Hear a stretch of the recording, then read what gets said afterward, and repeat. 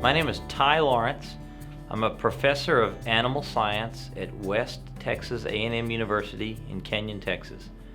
I grew up on a small farm and ranch north of Delhart, Texas, and I came to school at West Texas in the fall of 1993 and earned a bachelor's and a master's here, both in animal science.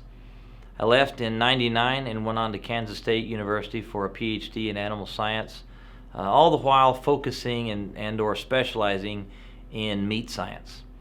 After that, I left Kansas State and moved to North Carolina and was the research manager for Smithfield Foods for 2 years, upon which time I had an opportunity to come home and take over the meat science program here at West Texas, the one that I grew up in. And I've been here for 15 years in my current role as a professor of animal and meat science. When a producer is evaluating the live animal and determining if and when that animal is ready and appropriate for slaughter, the live animal evaluation comes down primarily to three outcomes. Number one is the dressed carcass yield and whether that animal will achieve the appropriate hot carcass weight target that they're shooting for. That dressed carcass yield is influenced by the feel of the animal, how much digesta, i.e. partially digested feed and dirty water, will remain in that rumen whenever the animal is harvested. It's also influenced quite well by finish. A fatter animal has a higher dressed yield, a leaner animal has a lower dressed yield. Also highly influenced by muscling. A very well muscled animal has a greater dressed yield, and a lighter muscled, thinner muscled, if you will, animal has a lower dressed yield. So that's probably the first thing that a producer should think about is what's the approximate dressed yield of an animal, and how do I discern what the carcass is likely to weigh. Once they kind of have a handle on that, it comes down primarily to quality grade first and yield grade second.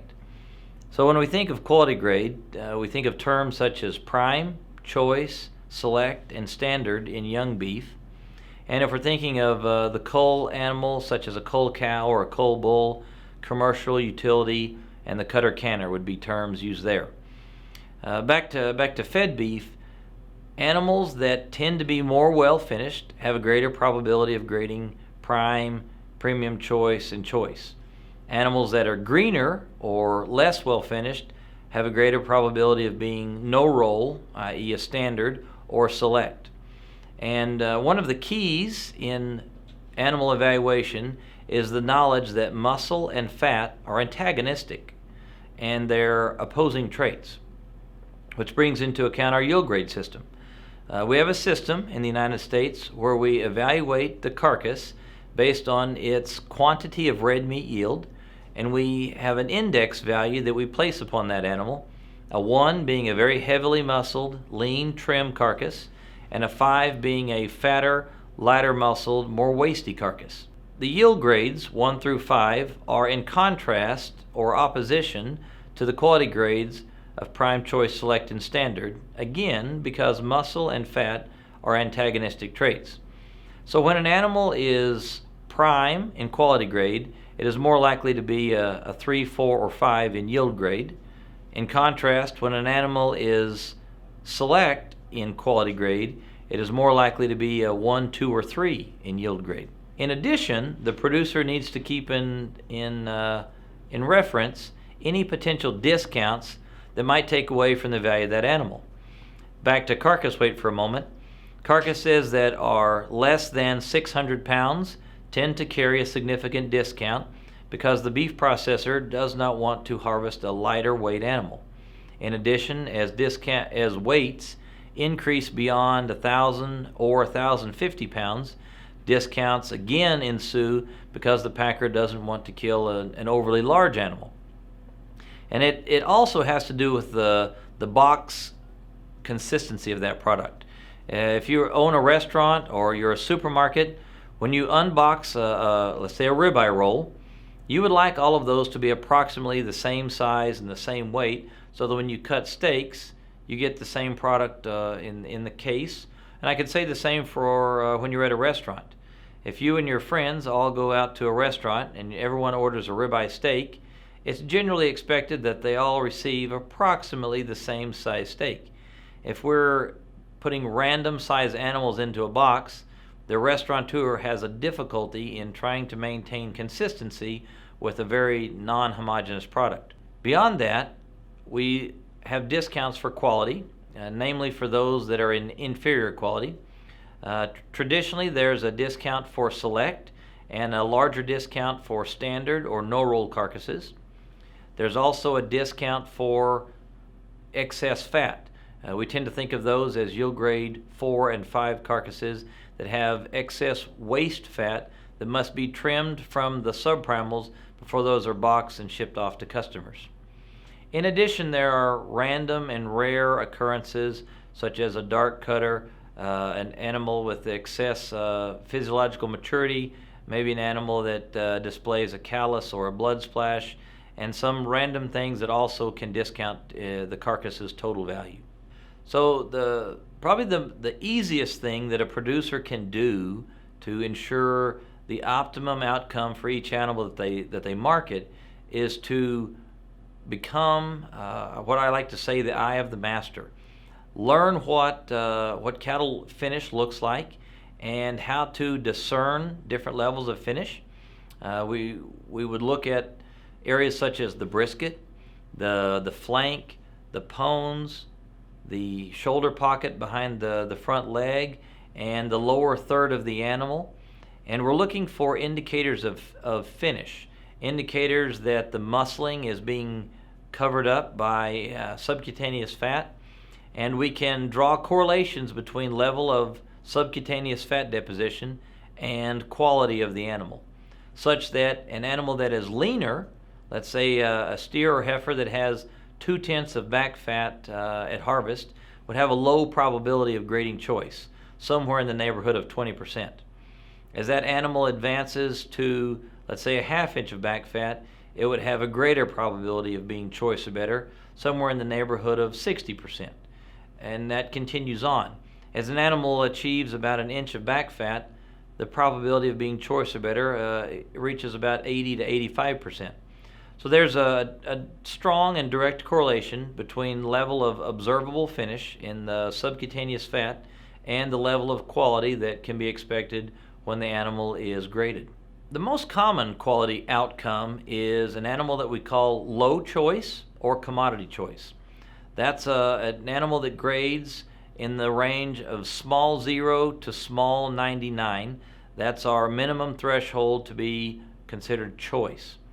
That's about 40% of our fed beef population right now. Likewise, the most common outcome for yield grade is a yield grade 3. That's the center of the possible outcomes, and that's about 46% of our fed beef population today. When discussing growth and development of livestock, we can generally break it down into 3 segments: the growth of muscle, growth of fat, and growth of bone. Muscle, the primary product that we're interested in for consumption of food products and muscle proteins, muscle grows during the animal's lifetime at a decreasing rate. Rather, I should say it increases at a decreasing rate. In contrast, fat growth occurs at an increasing rate. And bone, the most constant of the 3 tissues, grows linear as the animal increases in weight. These growth curves are very much repeatable across animal physiology and occur for their independent reasons. Muscle growth occurs via hyperplasia, increase in cell number, and hypertrophy, an increase in cell size, prior to the animal being born. Once the animal is born, muscle growth occurs only via an increase in cell size. We call that hypertrophy. The cells get longer as the animal gets taller. We call that longitudinal growth, and they also grow radially. They get larger in diameter. And that is a primary option that we have for growth in growing livestock that are finished for market. In contrast, fat growth, again, occurs at an increasing rate, occurs differently than muscle growth. You can get a new fat cell as you accrue fat in each old fat cell. Let me say that a different way. Once you fill up a fat cell, you always get a new one. And once you fill that fat cell up, you continue to get new ones. Whereas in muscle growth, you're born with a number of muscle cells that you'll die with. Bone growth is occurring in the animal in response to its nutrition, and its growth is continuous until it has enough estrogen to cause senescence of the chondrocytes. That causes the chondrocytes in the epiphyseal plate to stop adding one layer of cell to make the animal taller, and the estrogen will cause senescence of that growth, and the animal will no longer gain in its stature. We can improve the efficiency of growth by providing the animal exogenous growth hormones. This technology has been available since the late 1950s, initially with estrogenic-like compounds, namely estradiol 17-beta, estradiol benzoate, and zeranol. Those compounds cause the pituitary gland to increase its production and output of somatotropin. Likewise, that also causes diminished or decreased somatostatin output. The net effect is also to increase insulin-like growth factor 1 in the liver and to cause an increase in protein synthesis. You'll also see an increase in dry matter intake of those animals. Later, in the 1980s, trenbolone acetate was developed, synthetic testosterone. It works in a different manner. Namely, it reduces cortisol levels, a catabolic hormone in the body. It also causes more insulin-like growth factor 1 to be produced by the liver, and it increases satellite cell numbers and fusion rates, providing the blueprint for more protein to be accrued in the muscle. The state of today's current technology is to combine both of those, a compound that includes estradiol 17-beta or estradiol benzoate and trenbolone acetate. And these combination implants work synergistic. That means they work better together, those two compounds, than they do alone. And most implants that are combination in nature have an approximate ratio of 5 parts TBA to 1 part estradiol. Those cause more metabolizable energy to be deposited into the body, and they decrease fasting heat production by the animal, thus decreasing the energy lost into the environment and improving the unit of feed converted into protein tissue, thus making the beef animal a much more efficient producer of feed into food. When a beef animal deposits fat, it has 4 primary depots. The first of those, and in greatest quantity, is the intermuscular fat. That is seam fat, or fat found between the muscles. That is the greatest quantity in a beef type animal. Second in quantity would be subcutaneous fat, the fat under the skin. We tend to think of that as back fat, which is true, but it is also side fat and belly fat. Any fat underneath the skin would be technically subcutaneous fat. That's the primary fat that we use for yield evaluation, and it's the number 1 factor in our yield grade equation. The third type of fat in quantity would be intramuscular fat, also known as marbling. That fat is the primary depot that we use for quality evaluation in our quality grading system. Again, think prime choice, select, and standard. And the last fat, at least in terms of quantity as a depot, would be kidney, pelvic, and heart fat. Again, that's part of our yield grade evaluation system. However, it is the least quantity of the 4 fat depots. When an animal arrives at harvest, the packer or the beef processor is concerned namely and number 1 with the animal's welfare. So they're going to provide that animal water and a place of rest. And that animal is often in lairage or in waiting in a pen for 2 to 4 hours prior to harvest. Once that animal leaves the pen and goes to the harvest floor, their trip or their entrance into the plant is always under scrutiny and always under careful observation to assure the utmost in animal welfare and comfort on their walk to the stun line. Once they arrive at the stunner, most plants today have a process that was designed by Dr. Temple Grandin that includes a center line restrainer, which improves animal movement and comfort to the stunner. The common animal today at a beef processor would be stunned with a captive bolt pistol that is driven by compressed air, typically high PSI compressed air, that will drive the bolt into the brain and cause an initial shock wave that causes unconsciousness, followed by a rupture of blood vessels in the brain from the bolt that ensures unconsciousness of the animal and creates an insensible animal, again, insensible to pain. That animal would then be exsanguinated, or its blood would be removed by an opening of the skin by a knife, and then cutting of the carotid artery and jugular vein. That's when we would receive our first byproduct, which is blood. Blood would be converted into blood meal and then sold as typically a high protein food or feed source for animals, and or fertilizer because of its high nitrogen content. The animal would then be dressed, and in this part we're really worried about doing the utmost possible in a sanitary dressing procedure. And I want you to think about E. coli. So how do we ensure that the hide is removed from the animal in the most sanitary method possible and minimize or eliminate the potential to contaminate the carcass with E. coli that might reside on the hide? So many processors have added interventions throughout the process. Typically these are washes, either typically hide on, maybe using a steam vacuum. There'll also be washes that are hide off. A common wash today would be a pre-evisceration wash, followed by a carcass wash, followed by a steam pasteurizer, and there may also be an organic acid wash after that.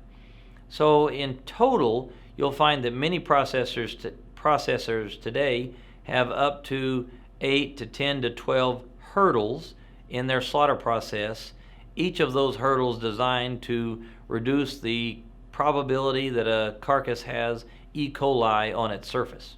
In addition to considering animal welfare and food safety, the packer is also considering product opportunities, and many of those occur initially at the viscera table. So products that might not be consumed by the traditional American domestic consumer might have great value somewhere else in another country.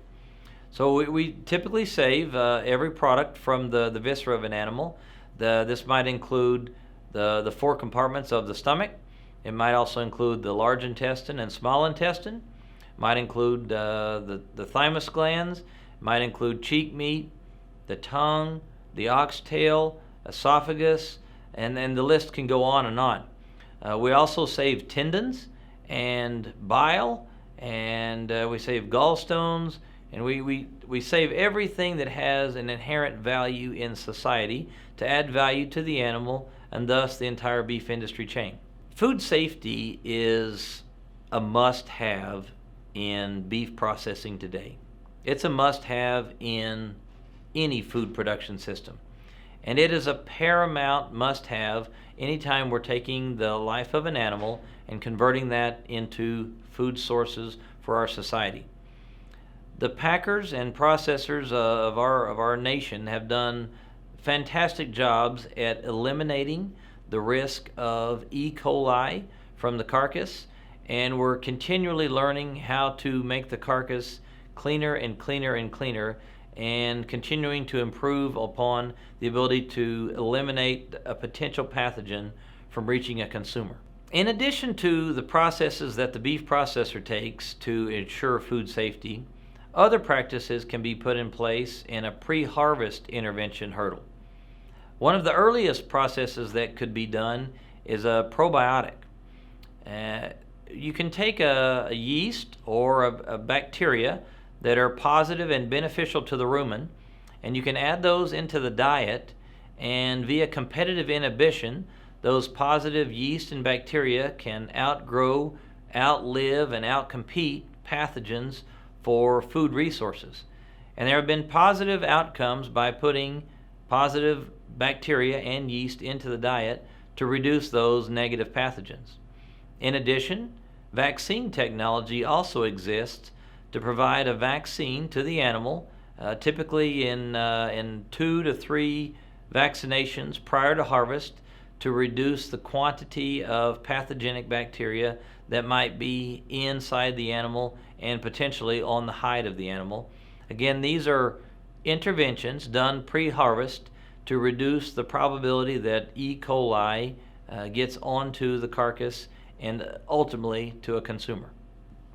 When an animal is evaluated live, hide on, many of the technical outcomes of its weight, its quality, and its yield are truly unknown and largely a guesstimate based on visual evaluation parameters.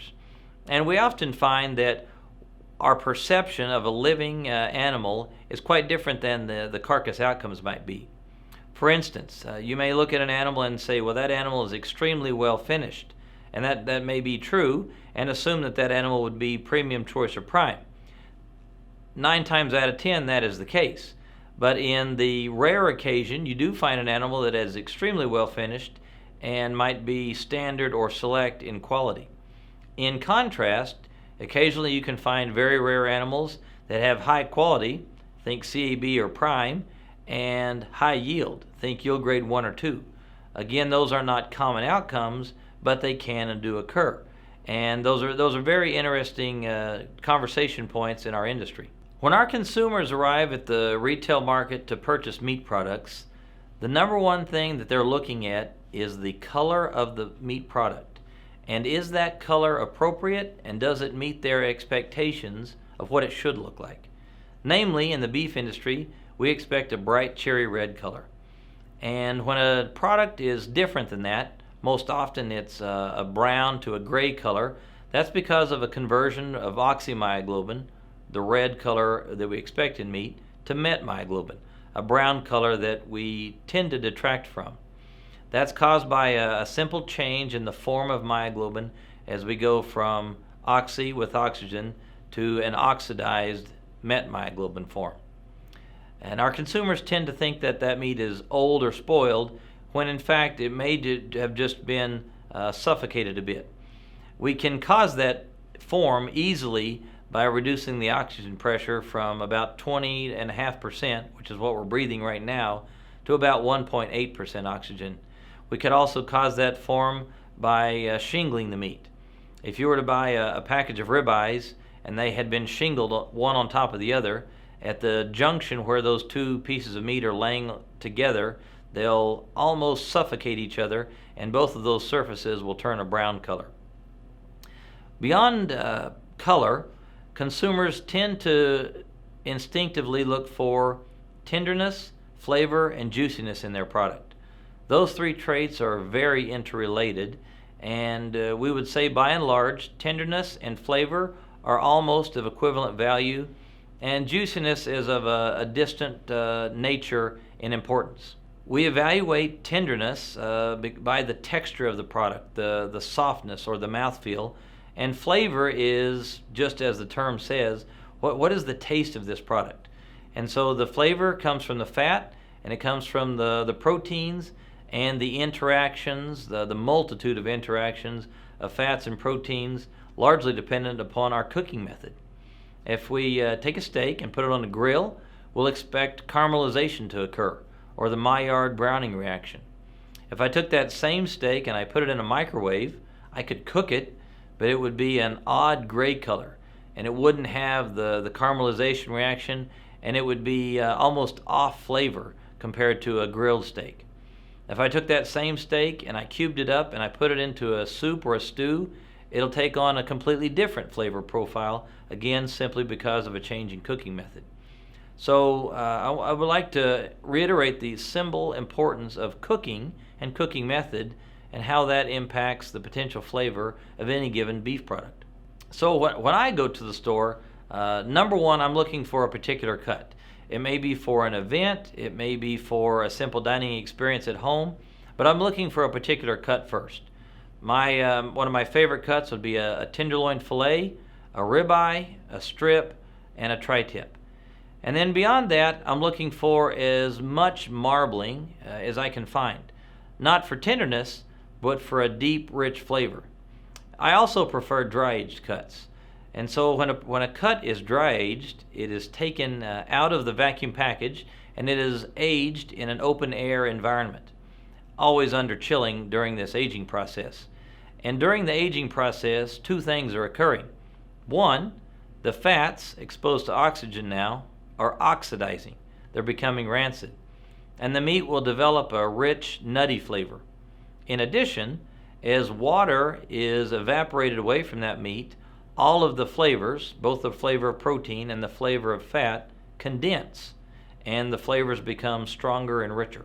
The normal time that a cut is aged, a beef cut is aged, is about 26 days for products that you would find in a retail store, and about 31 to 32 days for products that you would find at your local restaurant.